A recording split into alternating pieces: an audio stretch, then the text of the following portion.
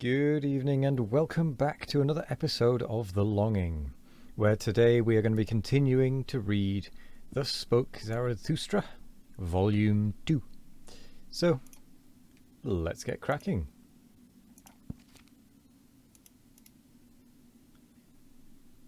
"41. The Soothsayer. And I saw a great sadness come over mankind. The best turned weary of their works. A doctrine appeared, a faith ran beside it.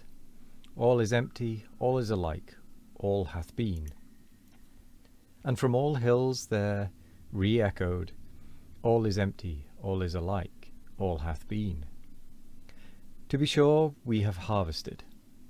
But why have all our fruits become rotten and brown? Well, was it fell last night from the evil... What was it fell last night from the evil moon? In vain was all our labour. Poison hath our wine become. The evil eye hath singed yellow our fields and hearts. Arid have we all become, and fire falling upon us, then do we turn dust like ashes. Yea, the fire itself have we made aweary. All our fountains have dried up, even the sea hath receded.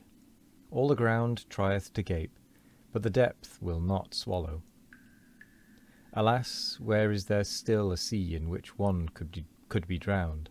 So soundeth our plaint across shallow swamps. Verily, even for dying have we become too weary.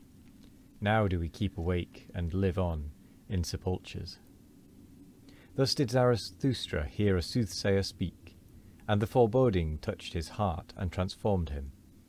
Sorrowfully did he go about and wearily, and he became like unto those of whom the soothsayer had spoken. Verily, said he unto his disciples, a little while, and there cometh the long twilight. Alas, how shall I preserve my light through it, that it may not smother in this sorrowfulness? To remoter worlds shall it be light, and also to remotest nights. Thus did Zarathustra go about grieved in his heart, and for 3 days he did not take any meat or drink. He had no rest, and lost his speech. At last it came to pass that he fell into a deep sleep. His disciples, however, sat around him in long night watches, and waited anxiously to see if he would awake, and speak again, and recover from his affliction. And this is the discourse that Zarathustra spake when he awoke.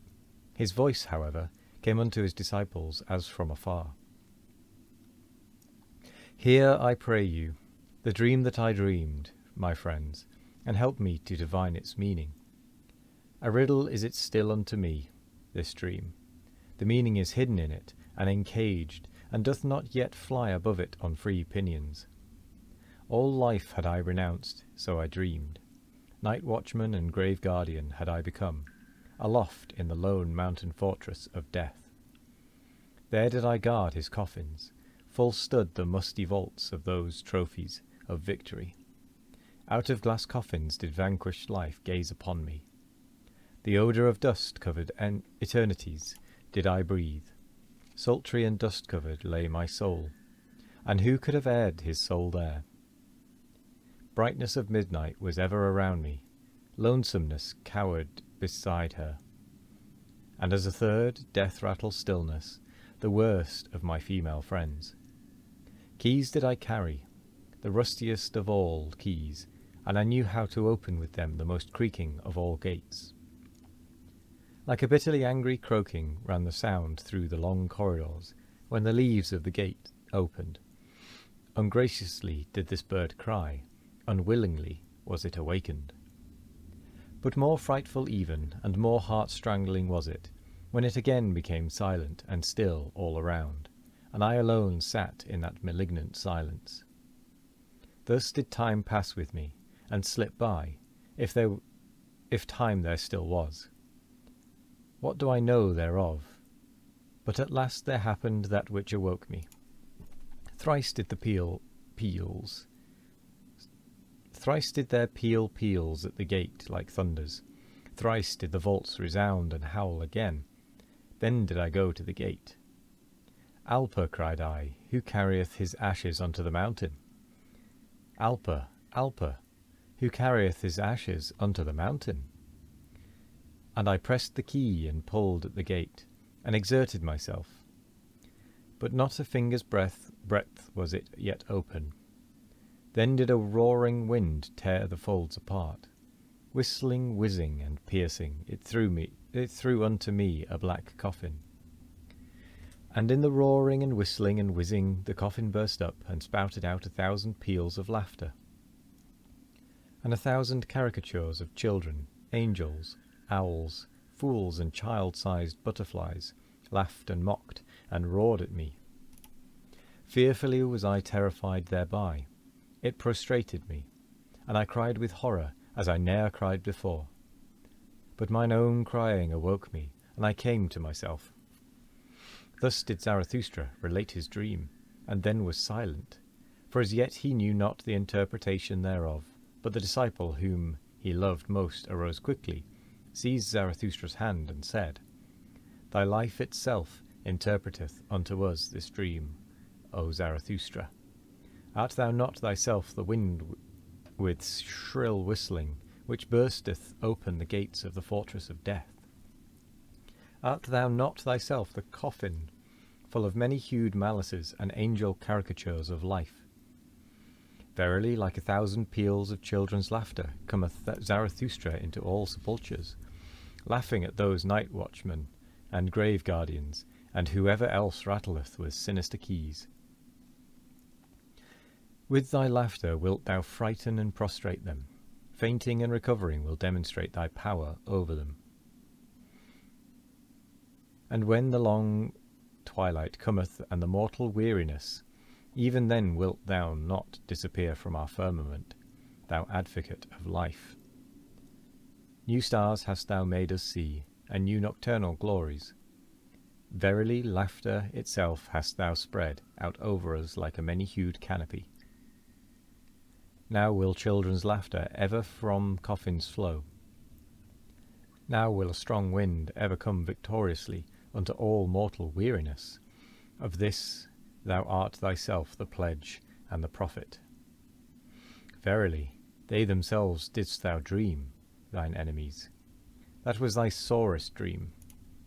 But as thou awokest from them and camest to thyself, so shall they awaken from themselves and come unto thee. Thus spake the disciple, and all the others then thronged around Zarathustra, grasped him by the hands, and tried to persuade him to leave his bed and his sadness, and return unto them. Zarathustra, however, sat upright on his couch, with an absent look. Like one returning from a long foreign sojourn did he look on his disciples, and examined their features. But still he knew them not. When, however, they raised him, and set him upon his feet, behold, all on a sudden his eye changed. He understood everything that had happened, stroked his beard, and said with a strong voice, Well, this hath just its time. But see to it, my disciples, that we have a good repast, and without delay. Thus do I mean to make amends for bad dreams. The soothsayer, however, shall eat and drink at my side, and verily I will yet show him a sea in which he can drown himself. Thus spake Zarathustra. Then did he gaze long into the face of the disciple who had been the dream interpreter, and shook his head. And with that, we're going to end the chapter there. I'm not going to read any more this evening, because we're about to start a new chapter here. I don't particularly want to do that. I'd rather what are the words I'm looking for? I'd rather end it one page early, so that I can split it up into chapters later properly. Yes, that's sort of what I'm trying to say, but badly. But with that tongue twister and failing of speech done, I am going to say thank you very much for joining me today. I hope you all have a wonderful morning, evening, afternoon or night, no matter what time of day it is. I hope you all have a wonderful one of it, and as always, we will be back tomorrow for more of The Longing. Goodbye.